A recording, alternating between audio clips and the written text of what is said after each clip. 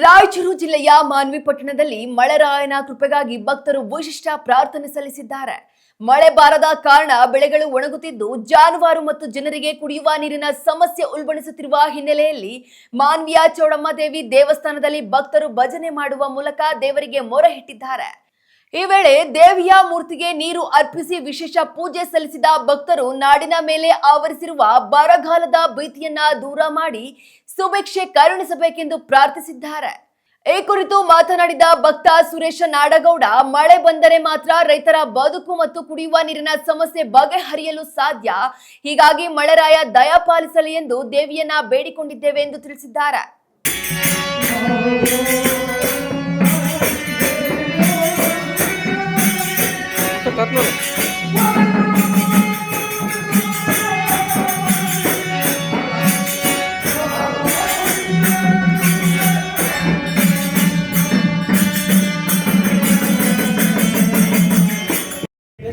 ಈಗಿನ ಮಾನವೀಯ ನಗರದ ಗ್ರಾಮ ದೇವತೆಯಾದ ಸುಪ್ರಸಿದ್ಧ ಬೇಡಿದ ವರಗಳನ್ನು ಕೊಡ್ತಕ್ಕಂತಹ ಗ್ರಾಮ ದೇವತೆಯಾದ ನಮ್ಮ ರಾಮಲಿಂಗ ಚೌಡೇಶ್ವರಿ ದೇವಿಯ ಮಾನವೀಯ ನಗರದ ಮುಖ್ಯ ಭಾಗದಲ್ಲಿರುವ ರಾಮಲಿಂಗ ಚೌಡೇಶ್ವರಿ ದೇವಿಗೆ ಒಂದು ನೀರಿನ ಅಭಿಷೇಕವನ್ನು 1001 ನೀರಿನ ಅಭಿಷೇಕವನ್ನು ಇವತ್ತು ಮಾಡುವುದರ ಮುಖಾಂತರ ಸಕಲ ಕಲ್ಯಾಣದ ಉದ್ಧಾರಕ್ಕಾಗಿ ಹಾಗೂ ಲೋಕ ಕಲ್ಯಾಣಕ್ಕಾಗಿ ಮತ್ತು ಸಕಲ ರೈತರಿಗೆ ಇದು ಮತ್ತು ನಮ್ಮ ಪಶು ಪ್ರಾಣಿ ಪಕ್ಷಿಗಳು ಹಾಗೂ ಬಸವಣ್ಣನ ಮುಖ ನೋಡೋದ್ರೂ ಇವತ್ತಿನ ದಿವಸ ಮಳೆಯ ಅವಶ್ಯಕತೆ ಇದೆ.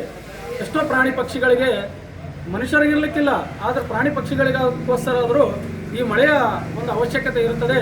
ಕಾರಣ ಈ ಒಂದು ಅರಿವನ್ನು ಮೂಡಿಸ್ಕೊಂಡು ನಾವು ಎಲ್ಲ ಭಕ್ತರು ಸೇರಿ ಗ್ರಾಮ ದೇವತೆಯಾದಂತಹ ನಮ್ಮ ರಾಮಲಿಂಗ ಚೌಡೇಶ್ವರಿ ದೇವಿಗೆ 1001 ಕೊಡದ ನೀರಿನ ಅಭಿಷೇಕದ ಮುಖಾಂತರ ಮಳೆಯ ಒಂದು ಬೇಡಿಕೆಯನ್ನು ಇಟ್ಟಿದ್ದೇವೆ. ಎಲ್ಲ ಭಕ್ತರು ಭಕ್ತರ ಸಮೂಹ ವತಿಯಿಂದ ಭಕ್ತಿಯಿಂದ ಈ ಒಂದು ಬೇಡಿಕೆಯನ್ನು ಇಟ್ಟಿದ್ದೇವೆ.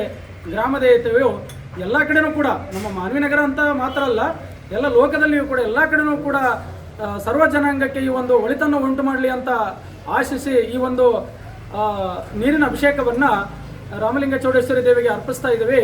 ಭಕ್ತರ ಒಂದು ಭಕ್ತಿಯ ಸ್ವರೂಪವಾಗಿ ಆ ದೇವಿಯು ಎಲ್ಲರಿಗೂ ಕೂಡ ಒಳ್ಳೆಯದನ್ನು ಮಾಡಲಿ, ಮಳೆಯನ್ನು ಕೃಪಾ ಕಟಾಕ್ಷದಿಂದ ದೇವಿಯ ಕೃಪಾ ಕಟಾಕ್ಷದಿಂದ ಒಳ್ಳೆಯ ಮಳೆ ಬೆಳೆ ಎಲ್ಲರಿಗೂ ಸಮೃದ್ಧಿ ಆಗಲಿ ಅಂತೇಳಿ ಈ ಒಂದು ಪೂಜಾ ಕೈಂಕರ್ಯವನ್ನು ಕೈಗೊಂಡಿದ್ದೇವೆ. ಈ ದಿನ ಬೆಳಗ್ಗೆ 6:30ಕ್ಕೆ ಸರಿಯಾಗಿ ಮಾನವೀಯ ನಗರದ ರಾಮಲಿಂಗ ಚೌಡೇಶ್ವರಿ ದೇವಿಗೆ ನೀರಿನ ಅಭಿಷೇಕವನ್ನು 1001 ಕೊಡದಿಂದ ಅಭಿಷೇಕವನ್ನು ಮಾಡಿ ಈ ಒಂದು ಪೂಜೆಯನ್ನು ಮುಗಿಸ್ತಾ ಇದ್ದೇವೆ.